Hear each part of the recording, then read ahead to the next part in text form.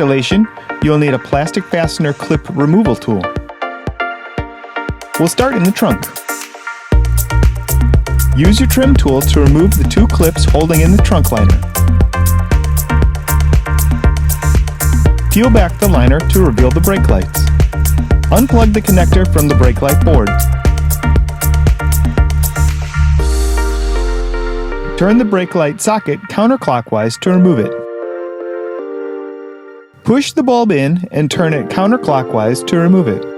Line up the metal tabs on the new LED bulb with the slots in the socket. Push the bulb in and turn it clockwise to lock it. Test the LED bulb before putting it all back together. You can see here how to line up the tabs on the socket with the housing. Push the socket into the housing and turn it clockwise to lock it. Plug the connector back into the board. Tuck the liner back in and replace the locking clips.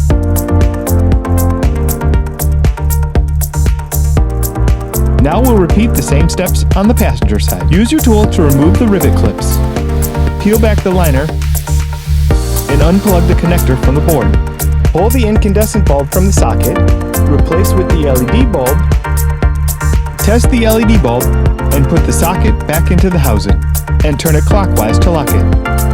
Plug the connector back into the board, and now you can tuck the trunk liner back in and replace the plastic rivets.